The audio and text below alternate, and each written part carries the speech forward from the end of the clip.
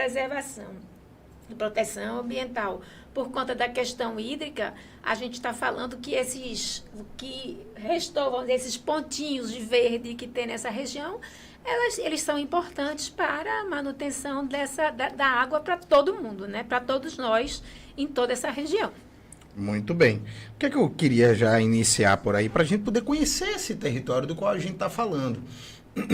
Muitas vezes as pessoas acham que determinadas discussões elas dizem respeito apenas a quem está no limite ali geográfico muito próximo, né, das discussões. E quando a gente fala sobre essa discussão, a gente está falando de algo que engloba muito mais gente, que impacta muito mais gente, muito mais comunidades do que se pode pensar, né? E aí, qual que é o papel histórico do campo de instrução Marechal Newton Cavalcante na preservação dessa área?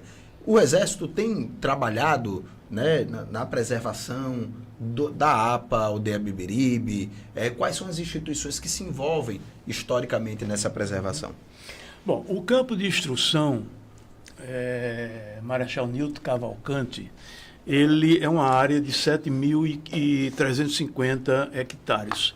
E, na realidade, é uma área, como eu falei, ele é o maior bloco de Mata Atlântica que restou em Pernambuco.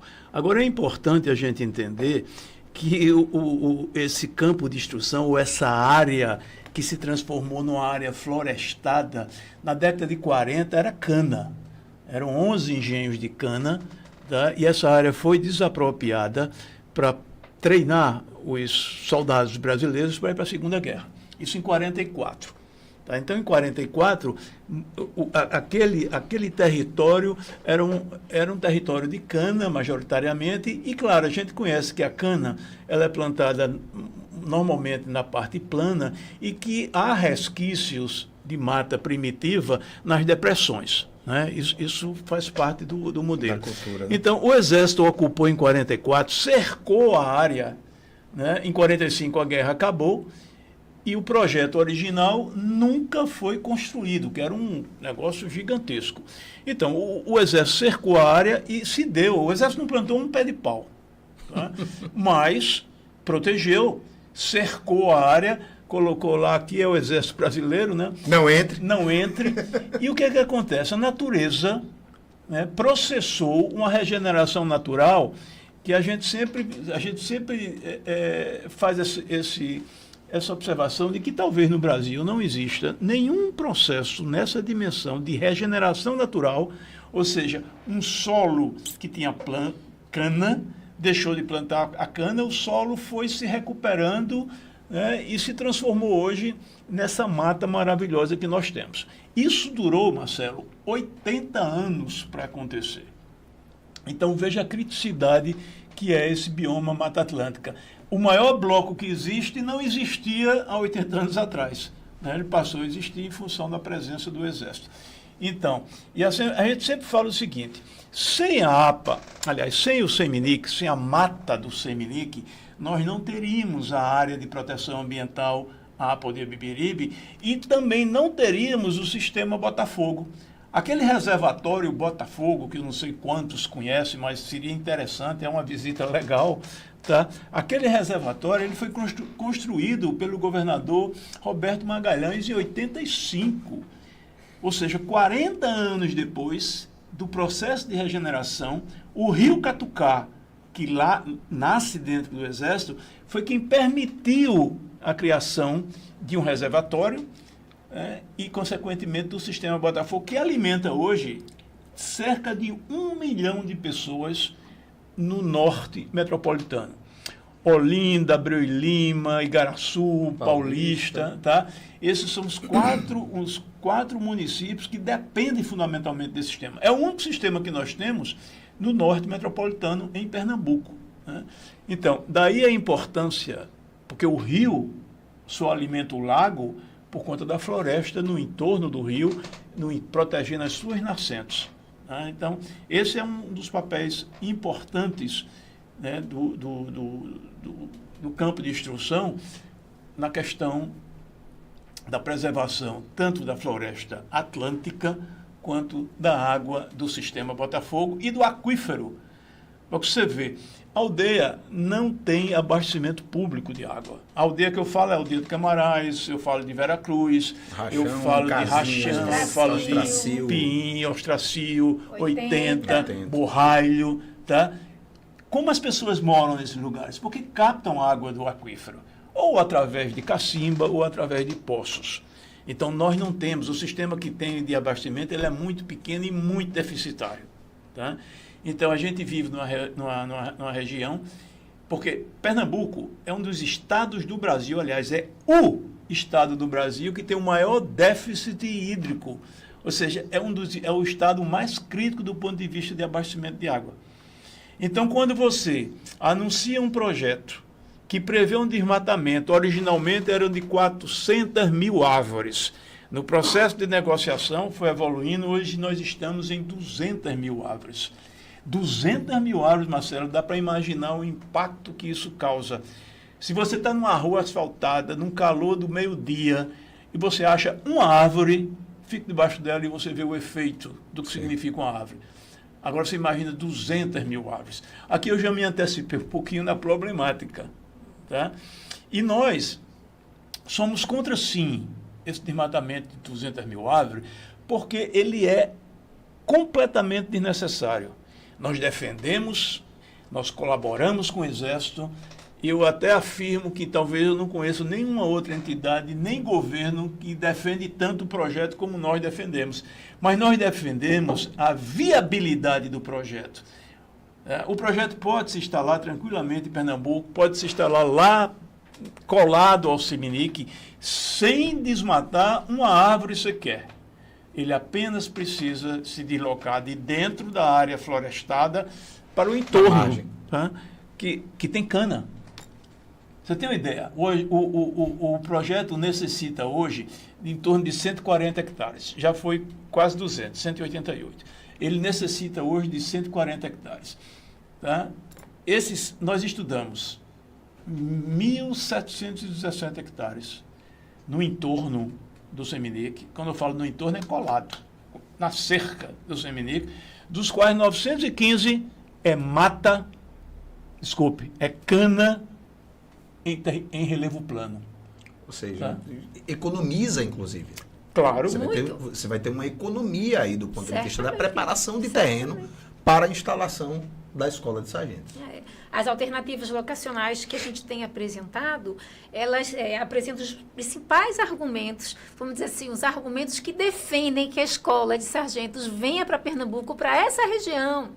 Né? Nós conhecemos bem essa região para saber as necessidades, saber que esses recursos eles, né, têm uma importância grande para esse desenvolvimento.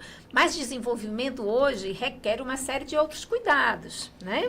Porque, bem, primeira coisa a se colocar, quando nós falamos ali da questão da área do Seminique e realmente a proteção do Exército, que ele quando cercou, permitiu que essa mata se regenerasse, né?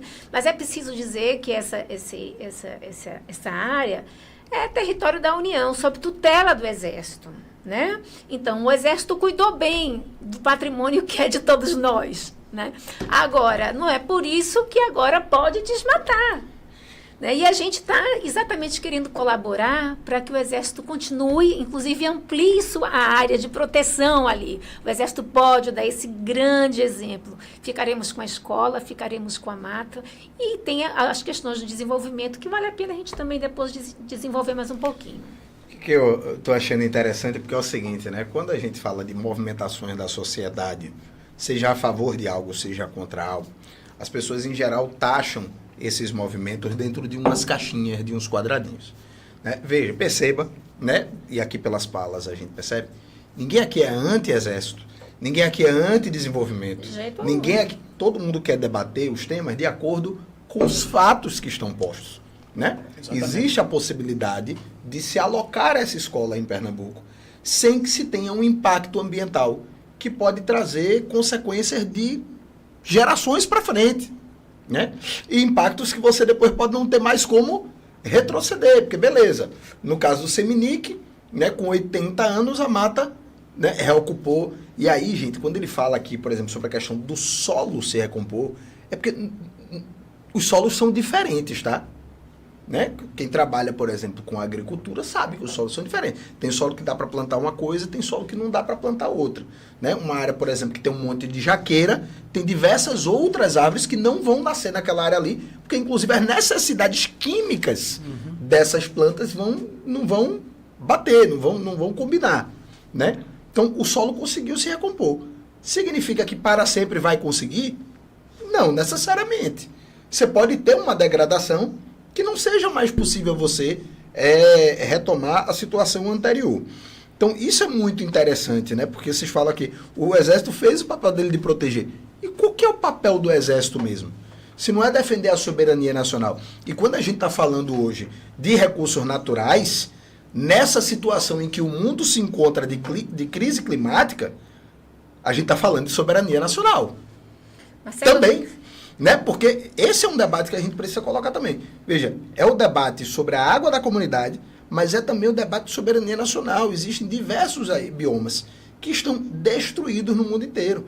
Tem uma série de riquezas mesmo do ponto de vista de moléculas, né? Do ponto de vista de plantas, por exemplo, que não se conhece a capacidade, a possibilidade de utilização medicinal de outras tecnologias que podem ser influenciadas por essa riqueza desse bioma, que podem estar em risco.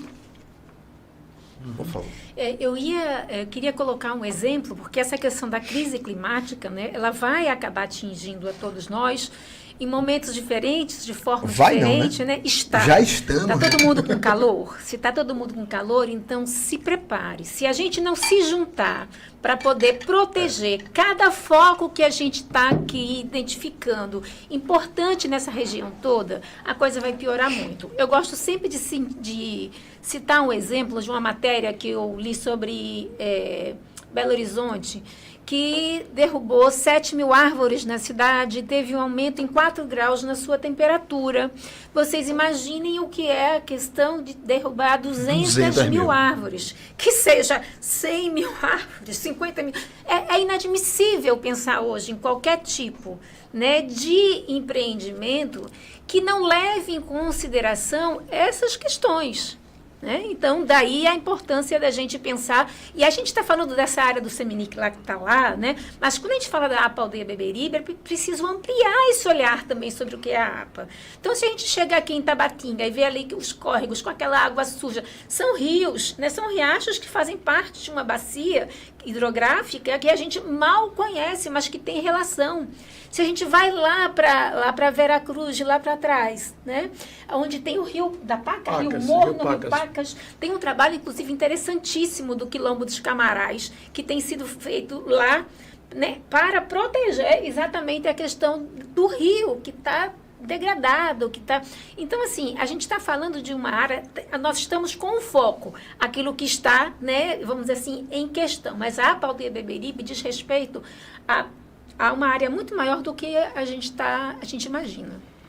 Pois é. E aí eu fico me perguntando também, né? Vocês já falaram aqui, eu ia até perguntar a respeito dos riscos, né, que estavam envolvidos no projeto e dos impactos previstos aí com o atual plano.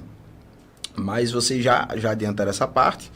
E eu queria saber o seguinte, porque veja, como é que pode, assim, a legislação não tem instrumentos para dirimir esse tipo de situação?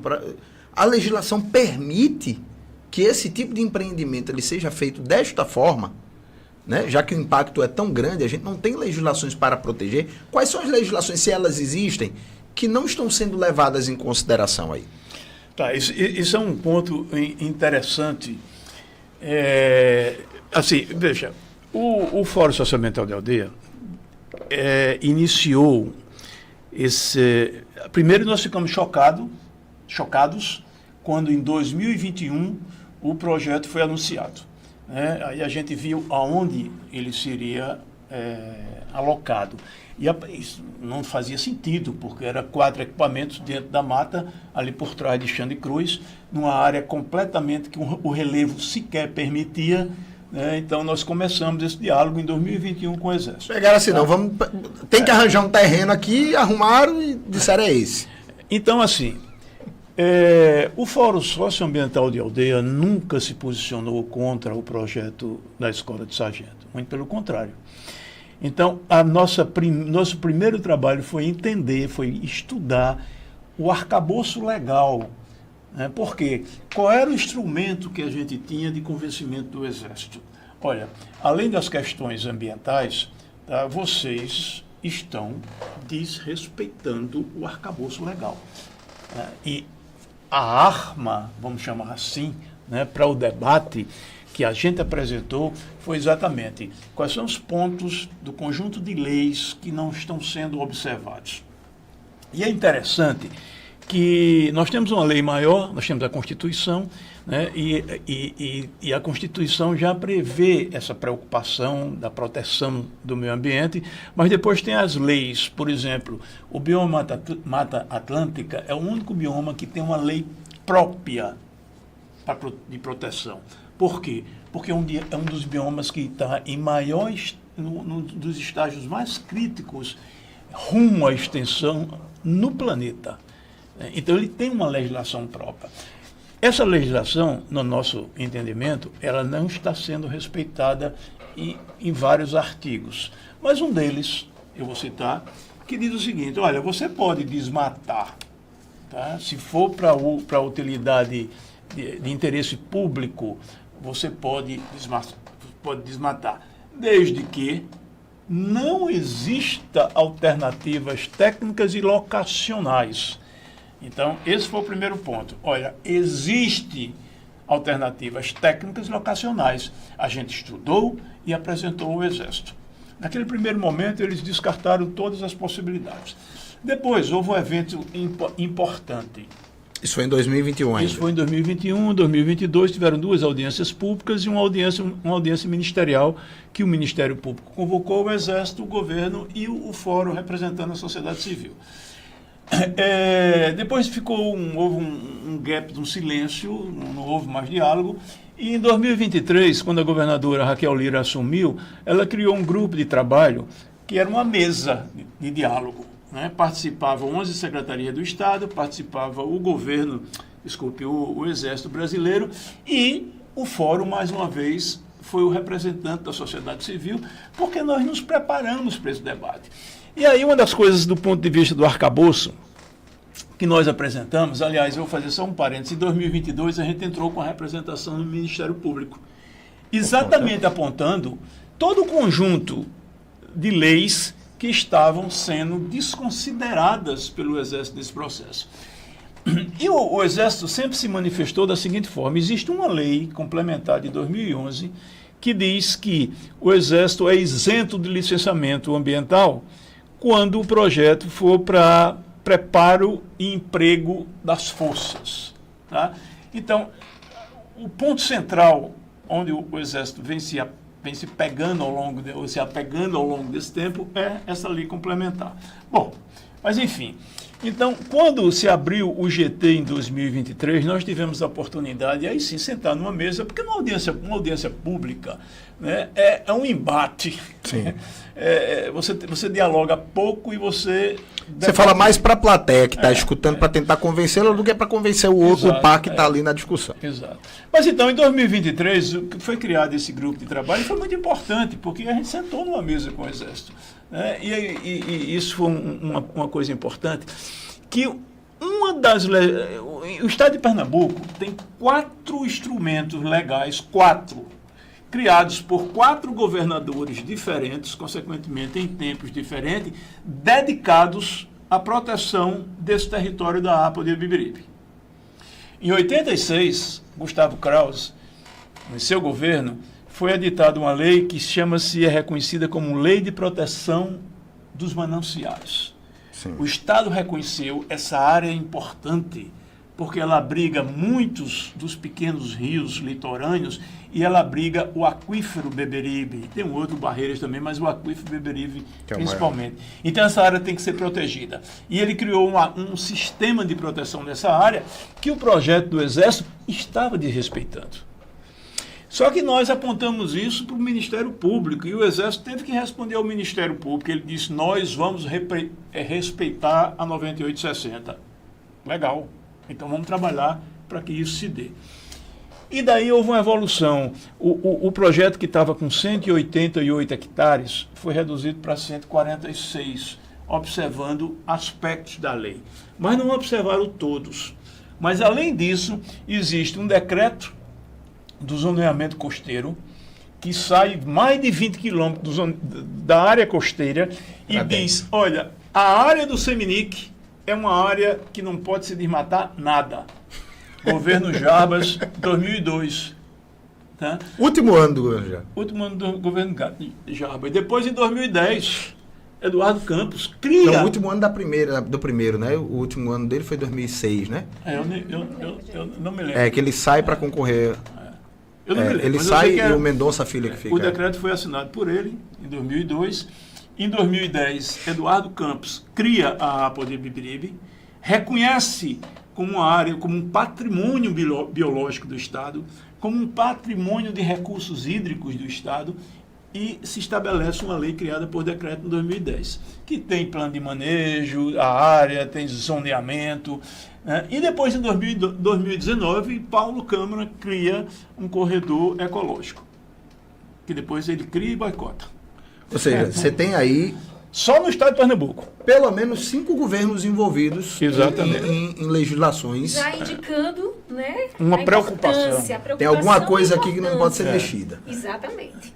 Então, eu acho assim, que no começo do debate, do diálogo com o Exército, eu acho que não se teve o tempo, a oportunidade, ou não se dedicou a conhecer isso. E foi uma contribuição que a gente deu.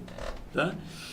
E tem também o Código Florestal, porque tem uma coisa que é muito forte do ponto de vista da lei, é que a lei diz o seguinte, olha, você tem que recuar 100 metros num tabuleiro, que é o relevo nosso, tem que recuar.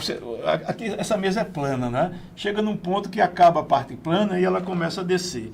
Esse é um ponto de ruptura do plano para o vale lá embaixo. A partir do plano de ruptura, você tem que recuar 100 metros e proteger 100 metros. Quando a gente apresenta isso para o Exército, isso criou um problema. Porque se eles recuassem, não tinha área necessária para... No terreno que foi apontado. No terreno que foi apontado.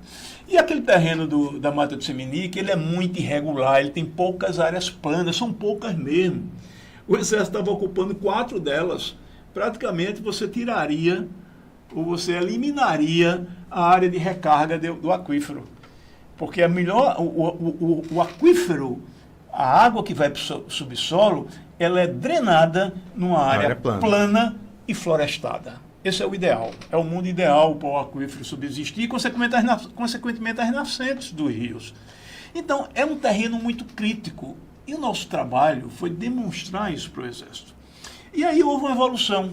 Nós fomos para Brasília, tivemos 2 reuniões com o ministro Zé Múcio, uma no comando militar.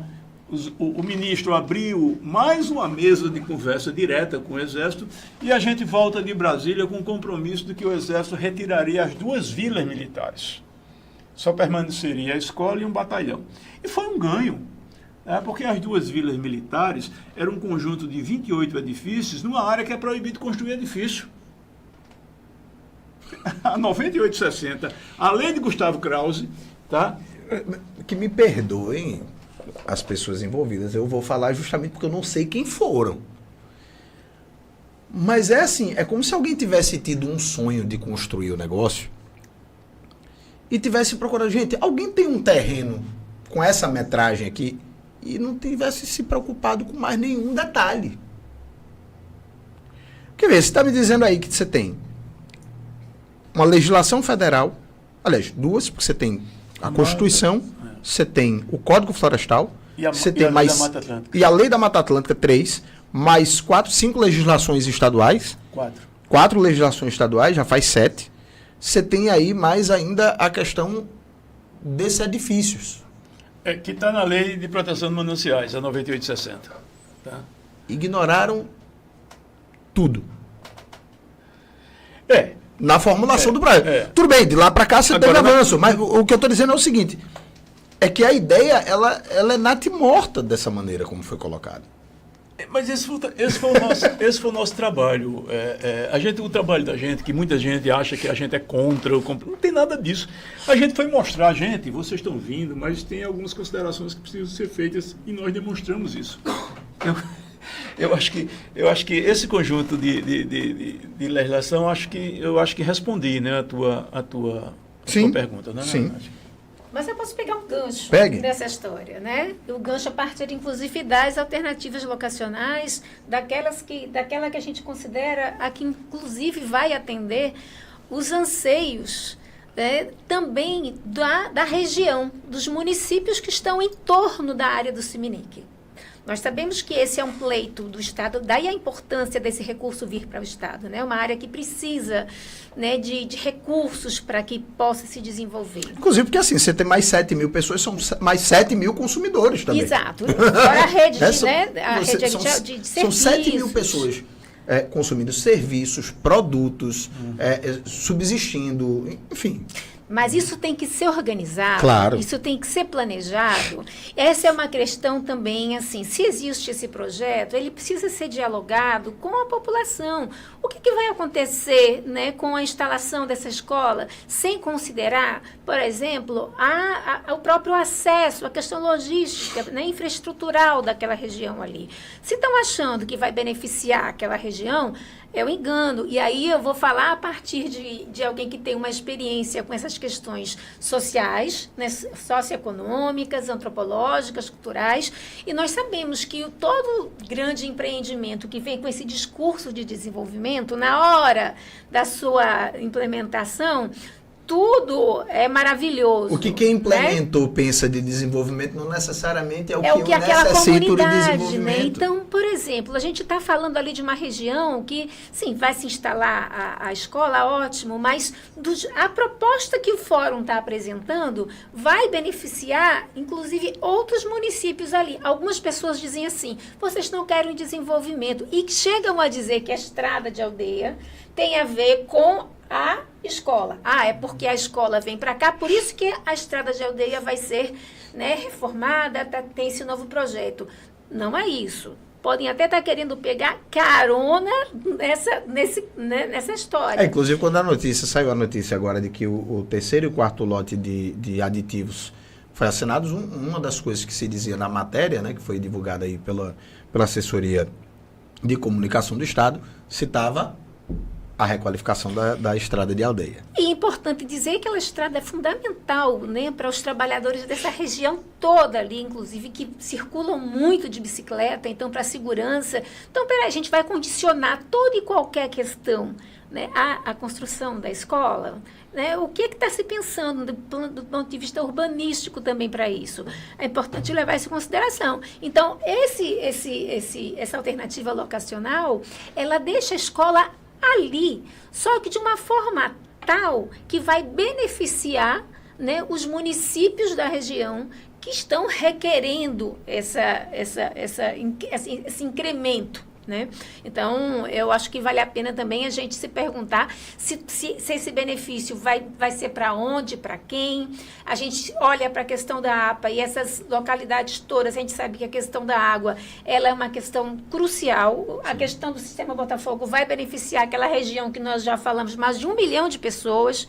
Mas a gente sabe que tem situações como, por exemplo, ali no Ostracil, passou o pessoal quase 2 meses sem água.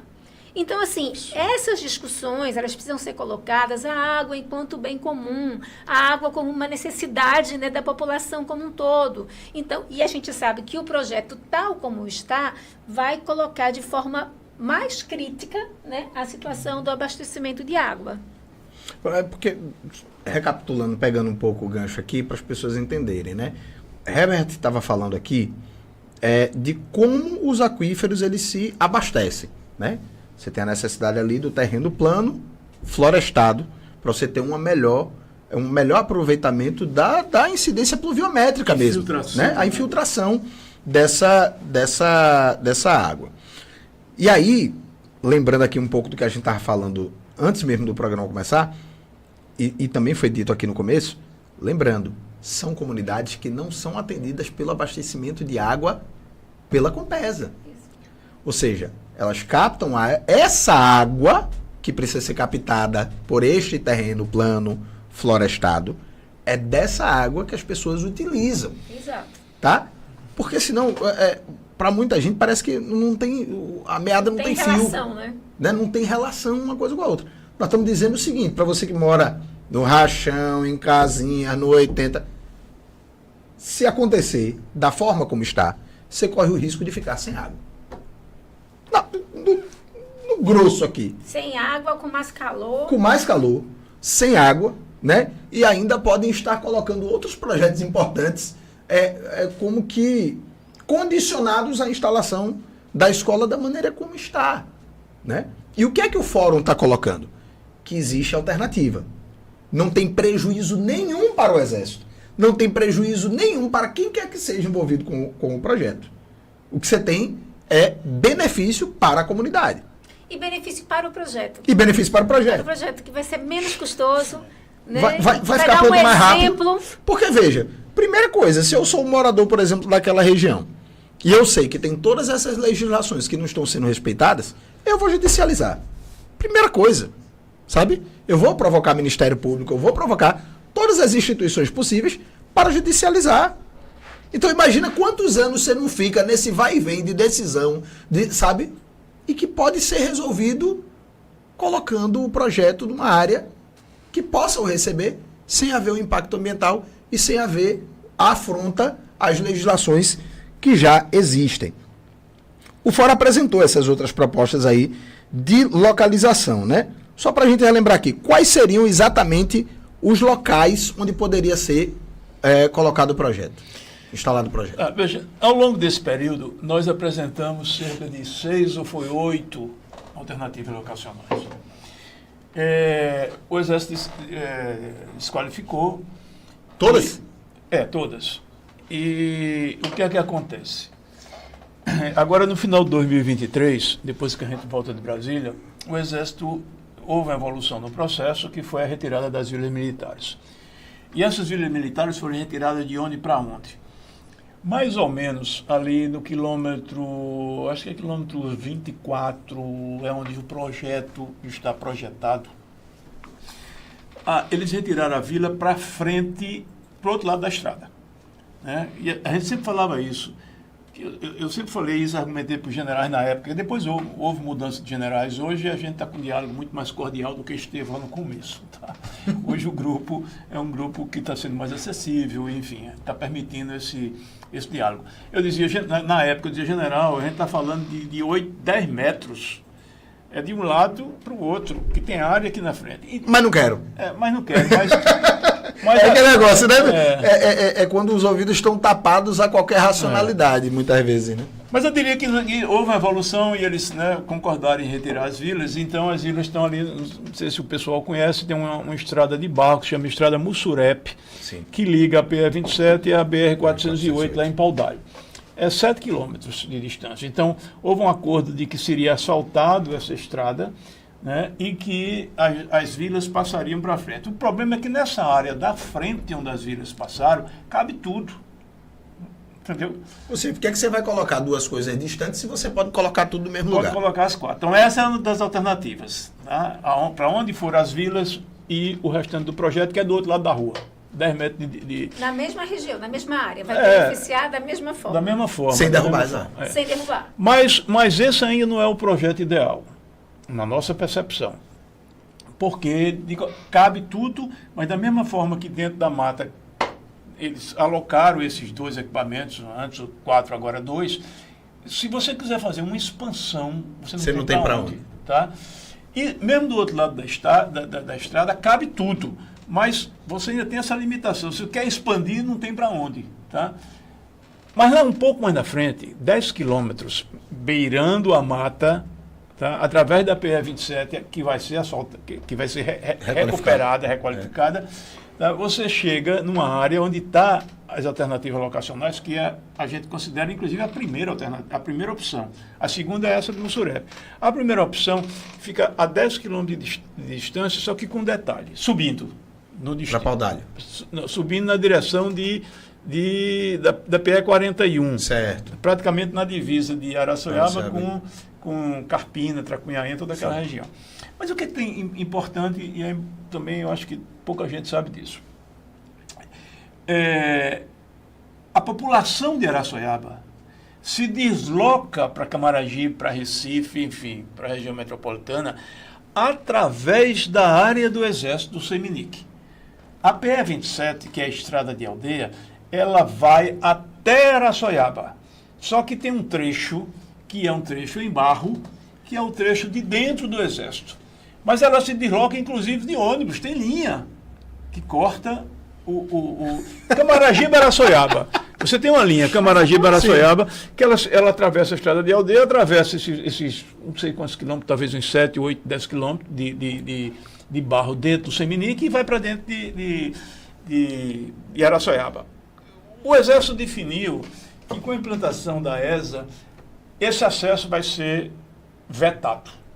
Ou seja, a população de Camaragibe não vai ter, de Araçoiaba, não vai ter mais como se utilizar. E vai passar por onde?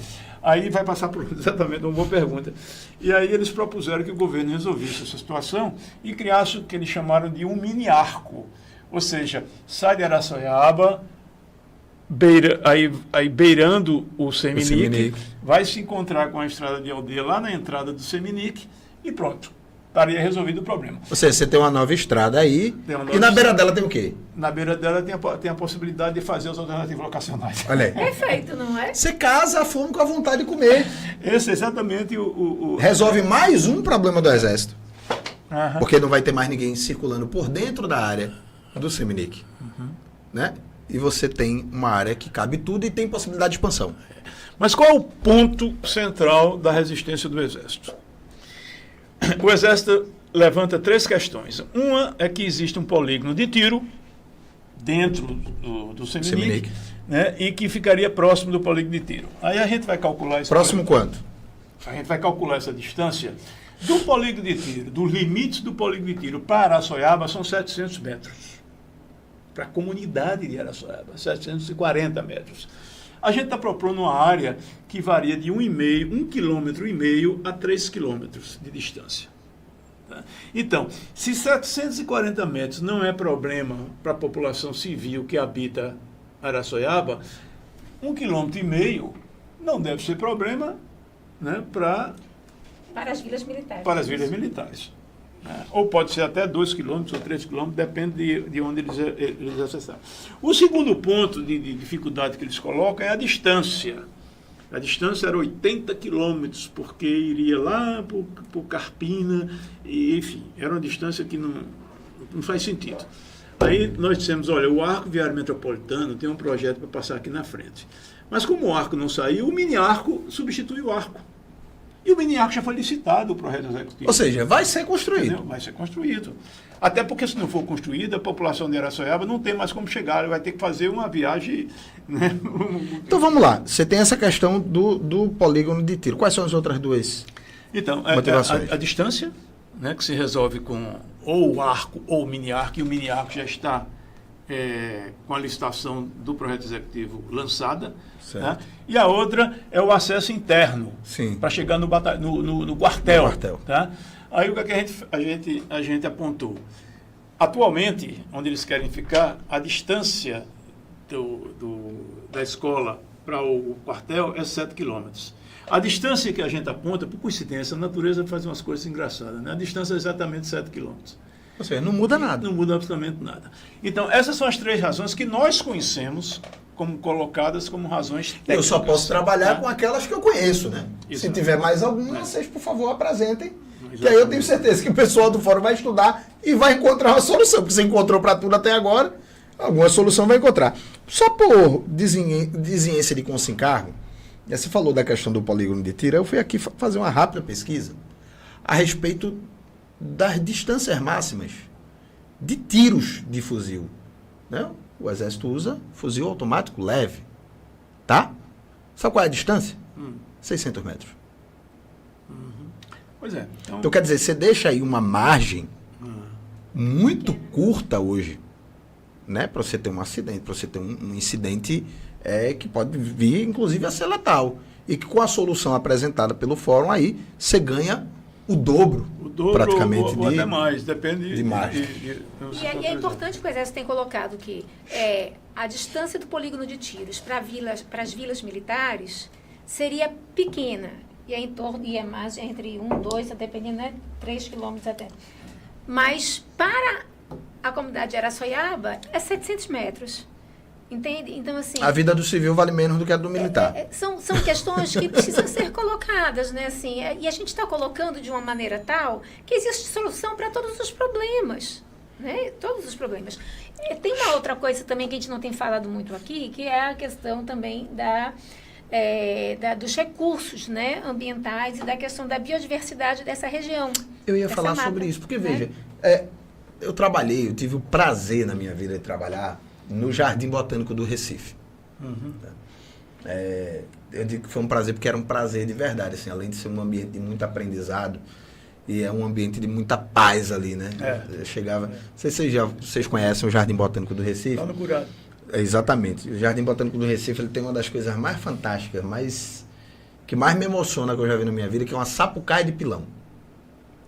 Uma árvore que dizem, eu não entendo do assunto, né, mas o pessoal dizia lá que se avalia que ela é mais antiga do que o país. Essa árvore que se encontra lá, né, que ela teria mais de 500 anos. É uma coisa linda. Imagina um ripado, para quem conhece o ripado, né, imagina uma árvore que ela é toda ripada. Primeiro, frondosíssima, com frutos gigantes. E aí, né, de tempos em tempos, essa árvore ela entra na sua época de reprodução. Então ela bota aqueles frutos, que são aqueles cocos de sapucaí, que são duros pra caramba. Ela é uma árvore muito alta e a gente tinha que isolar a área. Porque se um fruto daquele cai no ombro de alguém, a clavícula vai-se embora, pelo impacto. Né? E aí a gente tinha que passar por uma trilha que havia por dentro da mata, sem ser uma trilha calçada, né? Porque você tem aquela trilha principal que é calçada, e a gente passava por uma trilha ao largo. E aí eu me lembro da primeira vez que eu fui passar nessa trilha ao largo, eu vi pelo menos 3 espécies que eu nunca tinha visto na minha vida inteira. Eu nunca tinha visto uma cotia, eu nunca tinha visto um teju, e eu nunca tinha visto uma armadeira. Nunca tinha visto, né? Criado na zona urbana. Uhum. E eu ficava encantado, assim. E de vez em quando o pessoal fazia, rapaz, sai de perto, porque você está incomodando o animal. E eu, no começo, eu não entendia isso, né? E depois você vai também se educando com aquele ambiente ali. Quando a gente fala de impacto ambiental e impacto para a fauna, a gente está falando também de impacto sonoro, a gente está falando de vibrações, a gente, né? Caminhão passando, carro passando, movimentação, tudo isso impacta, né? E foi essa vivência que me permitiu compreender isso. Porque quem vive na cidade não entende. A pandemia trouxe um dos primeiros impactos que eu me lembro que foram mostrados aí no planeta da pandemia, foi justamente a reocupação de algumas espécies periurbanas, né, desse espaço. Quer dizer, espécies que vivem na mata, mas que acabaram retomando o espaço periurbano por conta da ausência de humanos, velho. Veja, o isolamento social de uma pandemia já causou esse impacto positivo ali para as espécies. Imagina o impacto negativo que um empreendimento desse tamanho não causa para as espécies no lugar. Pela experiência, foi uma das primeiras coisas que eu pensei. E vale ressaltar que, como eu acho que já foi apontado aqui, nessa área, na APA Aldeia Beberibe, a importância dela se dá por conta dessa biodiversidade, inclusive porque tem algumas espécies que são endêmicas, ou seja, elas só existem nessa região. Vocês citaram isso no começo, eu ia até perguntar, cite alguns exemplos aí de espécies que a gente tem aqui que não existem em outros lugares. Olha, uma das coisas que eu queria dizer é que são 46 que estão em extinção, em processos de extinção, que são aqui dessa região. Eu não sei lhe dizer direito quais seriam essas... Eu poderia citar o exemplo da surucucu, né, que o Rodrigo... A surucucu, ela existe. A surucucu, acho que você ouviu falar da cobra surucucu. Serpente, né? Ela existe na Mata Atlântica de forma geral, só que ela praticamente estava desaparecida. E, de repente, ela ressurgiu aqui, até agora está se estudando o fenômeno, né? Porque era uma cobra muito rara de ser vista. Né? E hoje a aldeia é quem mais alimenta o Butantan para fazer o soro está sendo aldeia. Né? Mas tem pássaros, tem répteis. Pintor verdadeiro. O pintor verdadeiro que está praticamente em extinção. É um pássaro? É um pássaro. A gente encontra aqui ainda numa certa abundância. Mas existe. Né? Enfim, essa questão que a gente tem que pensar o seguinte: nós estamos numa crise climática que o mundo discute, inclusive o próprio Exército teve um evento, né, que discutiu a crise climática, não tive a oportunidade de ir, mas existe um desmatamento que é considerado legal, que no arcabouço legal se permite. Por exemplo, a Mata Atlântica, quando você é autorizado, quando é de interesse, você permite você desmatar até 20% de uma área. Isso seria um desmatamento legal. Numa crise climática, num bioma em extinção, não faz sentido a gente falar de desmatamento. Todo desmatamento é ilegal. É ilegal. Entendeu? Porque a gente não tem mais essa Se não condição. for ilegal, é anticientífico e não é inteligente. E não é inteligente, exatamente. Então, essa questão da inteligência se coloca nessa discussão da ESA, não é a questão de razoabilidade. Tá? Eu confesso que eu não entendo as dificuldades maiores que o Exército enxerga e precisa traduzir isso para que a gente entenda, porque o que nos foi apresentado eu resumi praticamente nessas 3 alternativas, para que a gente possa, né, a partir do conhecimento, desenvolver o que nós temos desenvolvido até agora, estudado e apontado alternativas. Né? Agora, eu só queria colocar uma coisa também que é importante, é que depois do grupo de trabalho que foi feito para o diálogo, houveram 4 reuniões, foram importantes, foram interessantes, e agora está se abrindo mais uma vez. Nós somos convidados para mais uma conversa com o ministro Zé Múcio. Fomos conhecer o novo comandante do Comando Militar Nordeste. Houve um convite para que a gente retome as conversas, porque... Um aceno, né? Também porque o tempo está passando, né? E é importante que isso. A gente tivemos a primeira reunião, tem previsão de uma outra reunião, e a gente está acreditando que a gente possa realmente evoluir, né, nessa história. Tem uma coisa que me... Eu estou curioso. Vocês só falaram no Ministério da Defesa. Até agora, quando a gente conversou aqui a respeito de governo federal, o que foi citado foi o Ministério Público, que não é governo, né? E o Ministério da Defesa. Como é que está o comportamento dos outros entes do governo? Né? Porque eu sei que a Advocacia Geral da União se envolve, eu sei que existe o Ministério do Meio Ambiente, que eu acho que é importante estar nessa discussão também. Existem outros organismos do governo federal, e a gente sabe que uma parte da viabilização dos projetos passa também pelo governo do Estado. Como é que está o comportamento e o diálogo com os outros entes do governo federal e com o governo do Estado hoje? Eu vou responder, né? Uhum. Veja,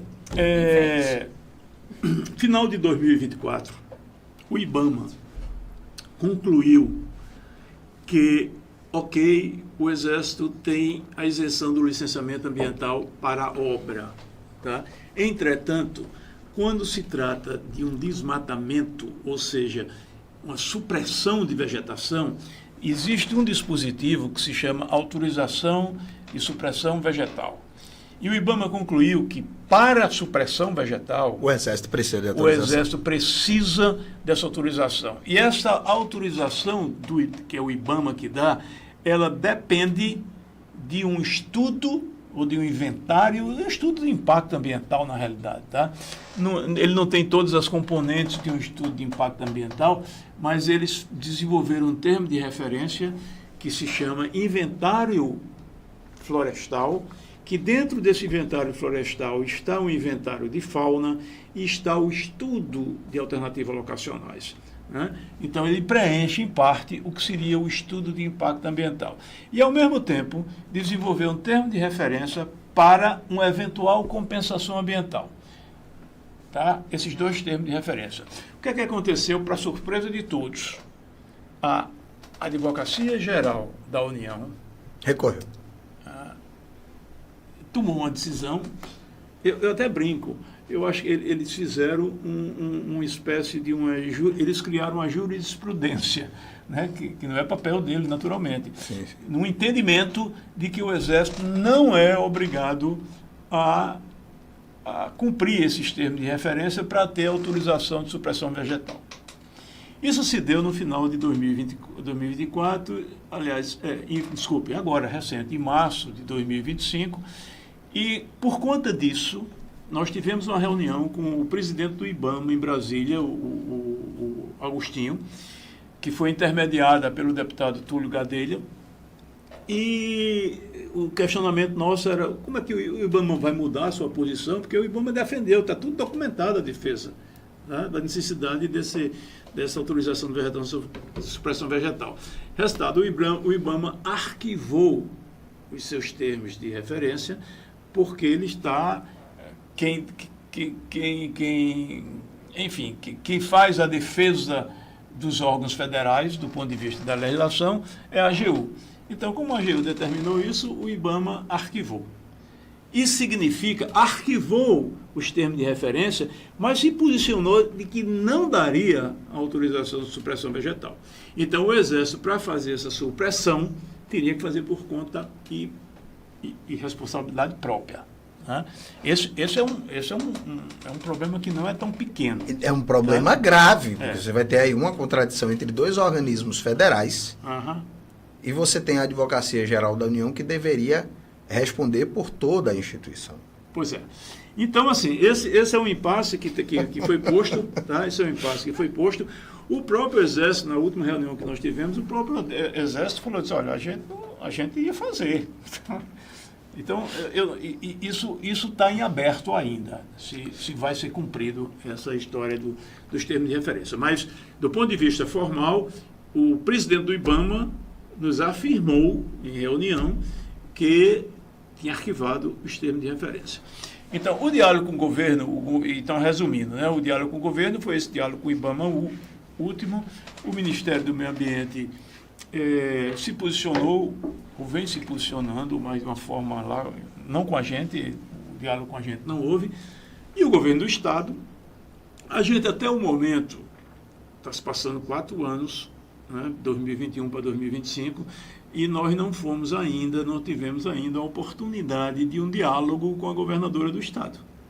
A gente vem requerendo isso, porque na medida em que a gente é atendido pelo ministro da Defesa do país, né, já é com 3 oportunidades, e a gente não teve ainda, não conseguimos sentar, né, e inclusive para explicar à governadora... Fica o nosso apelo, né? Fica o nosso apelo nesse momento. Fica o nosso apelo, inclusive, porque já fizemos algumas tentativas. Mas estamos aguardando, eu acho importante esse diálogo. Dialogamos no governo com a Secretaria de Meio Ambiente, tá? Durante o período do GT, que foi criado pela governadora, um ato importante, mas nunca fomos escutados diretamente para a governadora. Eu acho que esse é um momento importante, porque, da mesma forma que o próprio ministro Zé Múcio, a gente teve a oportunidade de explicar em detalhes para ele algumas questões técnicas, era importante também que a gente tivesse esse espaço com a governadora do Estado, né? Governadora Raquel Lira, mais uma vez, quem escuta mais erra menos. Eu digo isso aqui direto. Veja, nós estamos passando por uma quadra histórica nesse país em que as pessoas elas demandam cada vez mais a possibilidade de participar das decisões, né? E nós não estamos falando aqui de participação pela participação, nós estamos falando de participação de cidadãos e cidadãs que se organizaram, que estudaram, que apresentam alternativas, que estão propositivos na discussão e que esperam da senhora um momento para colocar na mesa os seus argumentos, as suas posições, as suas contribuições para um projeto que é importante para o Estado e que reconhecem que é importante esse projeto para o Estado. Espero que o posicionamento até agora de não receber o fórum seja modificado. Seu Jorge Messias, ou Bessias, como disse a ex-presidenta Dilma Rousseff, que estava gripada na ligação e chamou de Bessias. Por favor, medie a questão internamente no governo federal. Porque, veja, eu não conheço ninguém que diga assim, nós somos contra a instalação da escola. Ninguém está colocando isso. Eu não estou falando só do fórum, não. Eu estou falando de outros atores com quem, em algum momento ali, né, en passant, ocorreu de discutir essa questão. Não conheço ninguém que é contrário. Agora, é um fato. Os impactos da obra, hoje, eles apontam para uma contradição com o que o mundo vive. Né? Não dá para, por exemplo, eu dizer que fico triste quando acontecem as quedas de barreiras, quando acontecem os alagamentos, quando acontecem os incidentes que a região metropolitana do Recife conhece muito bem, num momento, em outro momento eu trabalhar ignorando todos esses fatores na hora de instalar um empreendimento desse tamanho. Né? E é importante que a população também entenda isso. Tá? Quando eles fazem essa defesa aqui, quando a gente faz essa defesa da necessidade de pensar o impacto ambiental, de pensar a sustentabilidade de empreendimento como esse, a gente está falando também em prevenir esta sociedade de incidentes climáticos severos. Para além da falta de água, né? Porque, por exemplo, por que é que existe uma área em que você não pode desmatar no entorno de rios? É por conta do assoreamento, por exemplo. Que vai dar uma ilusão, muitas vezes, de que determinada área é habitável e ela não é. Porque uma hora a natureza vai lá e toma de volta, de repente. Ou não é a realidade da região metropolitana do Recife e a sua ocupação desordenada? Os diversos aterros, as ocupações de encostas. É essa a realidade, né?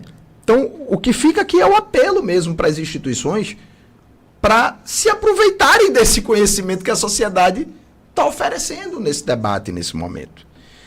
Nosso tempo está bem avançado, né? Na realidade, a gente termina normalmente às 8h30, como a gente começou com atraso, a gente estendeu um pouco mais, mas eu queria abrir mais uns 5 minutinhos aí para vocês deixarem a mensagem final de vocês aqui.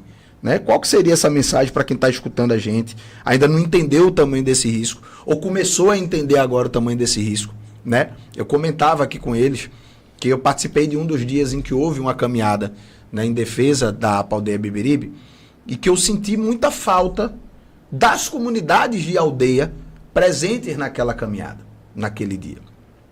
Tinha muita gente, inclusive de Camaragibe, de Paudalho, dessas cidades, né? Inclusive também de aldeia, mas eu acho que ainda falta mais gente entender o tamanho do problema que pode ser isso. E entender o tamanho da riqueza que é essa área de preservação ambiental e entrar na defesa dela cotidianamente. Acho que a gente precisa, inclusive, educar novas gerações para compreender a dimensão da importância, né, do meio ambiente e dessa área de proteção ambiental nas suas vidas. Então, pessoal do Rachão, pessoal de Veracruz, pessoal de Casinhas, pessoal do Burralho, pessoal do 80, pessoal da Ostracil, né? Pessoal da Tabatinga também ali perto. Escutem aí o Fórum Socioambiental de Aldeia falar. Eu queria retomar, se me permite, nesses últimos minutinhos, algumas questões que você chegou a indagar. Mas, por exemplo, colocar a jaguatirica, é um outro animal também que está em extinção e que a gente ouve falar. Mas eu queria chamar a atenção em relação a esses estudos, que inclusive tinha o termo de referência já apresentado pelo IBAMA, que eram termos de referências que faziam relação direta com a questão do inventário florestal, esse tipo de coisa. Mas uma obra desse tamanho exige, até por conta, aí eu coloco a questão, novamente, a importância do diálogo do governo do Estado, a importância da preocupação do governo do Estado com o que vai acontecer com essa população, com esse projeto ali, né, com a instalação desse complexo militar. Então, por isso que quando tem um grande empreendimento, os estudos, né, o EARIMA, ele apresenta os estudos do meio, né, do biótico e antrópico. Então, biótico é essa questão que nós estamos falando sobre inventário florestal, sobre a questão da biodiversidade, e antrópico em relação a relações humanas.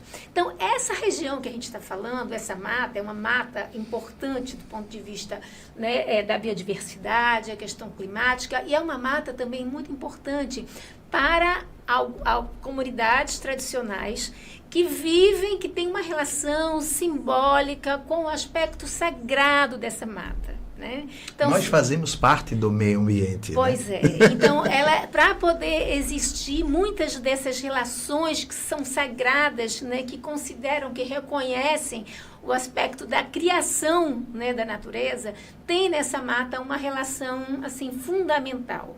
Então, é preciso destacar que esses elementos que são socioeconômicos, culturais, simbólicos, eles têm que ser colocados também para poder a gente saber o impacto que isso vai, né, que vai acontecer. Os estudos da área, né, antropológica, sociológica, vão apontar exatamente o que vai... Vocês imaginem o que é uma obra desse tamanho, chegar um número grande de trabalhadores homens durante não sei quanto tempo ali, se não houver nenhum tipo de medida preparatória, mitigatória para essas comunidades. Então, é uma questão de responsabilidade do Estado e é uma questão de responsabilidade de todos nós, inclusive de todas essas comunidades que estão no entorno, de exigir se sim, queremos a escola de sargentos aqui, todos nós queremos, mas queremos, né, que ela seja sustentável. Não é de qualquer jeito. Não é de qualquer jeito, que ela seja sustentável socialmente e ambientalmente. Né? Estamos todos juntos pela escola aqui, mas não estamos de uma forma nenhuma apresentando nenhum tipo de empecilho. Estamos ao contrário, né? Estamos, vamos dizer assim, oferecendo elementos para que o resultado da sua instalação seja o melhor possível. E vamos dizer assim, e apostando nos princípios, né, da vida, né, de todos nós. Tá? Então, todos nós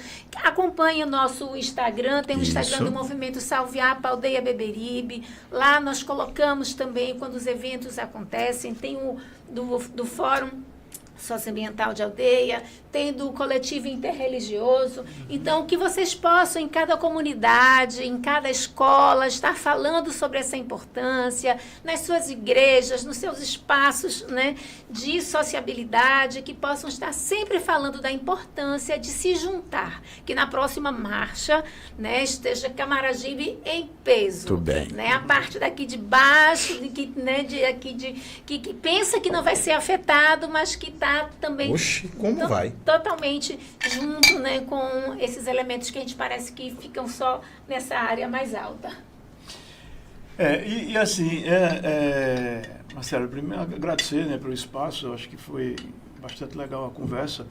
E aqui a gente precisa ficar atento, além do que tudo que Vânia falou, mas que hoje, quando a gente fala dessas questões climáticas e a gente pensa que está distante da gente, a nossa ação no local que nós habitamos é fundamental. Hoje existem estudos bastante atualizados, científicos, acadêmicos, que dizem o seguinte: quando você faz uma intervenção numa mata, a repercussão se dá num raio de até 50 quilômetros. Então, que intervenção é essa? Principalmente na chuva, na pluviometria. Né? Então, a retirada dessas 200 mil árvores, elas vão trazer um impacto. O único lugar que chove em Pernambuco, praticamente, é na região que a gente vive, a zona da mata, norte e sul. Né? Então, se você continua com esse processo de urbanização se espalhando, né, adensando, e impermeabilizando o solo, a gente vai ter um problema seríssimo de água para o futuro. Isso só pode ser combatido agora. Né?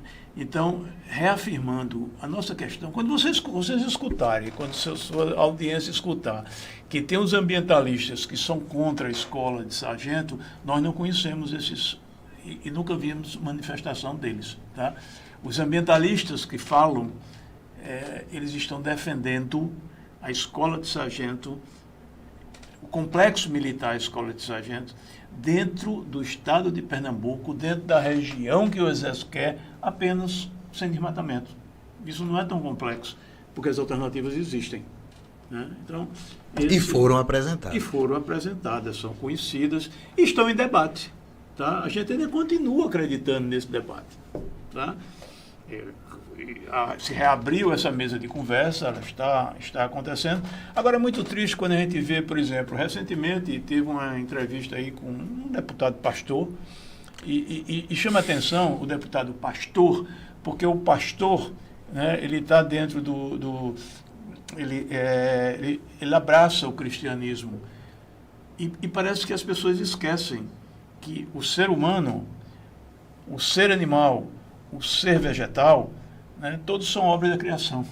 Então, quando você não protege o ser vegetal e o ser animal, que são seres doadores de vida, eles se doam para que a nossa vida efetivamente se realize nesse planeta, né, parece que perdem-se essas conexões, né? Então, assim, não existe, pastor, essa organização contra a escola. Muito pelo contrário, né? A gente está ajudando muito mais do que muita gente que não só faz replicar posições que não são nem verdadeiras, né?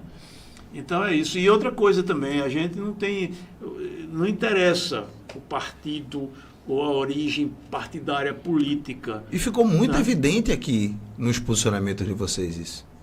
Exato. De que não é uma discussão político-partidária. Não tem discussão Né? político-partidária. É uma discussão a respeito de uma necessidade da sociedade, que é a instalação da escola de maneira ambientalmente respeitosa, sustentável.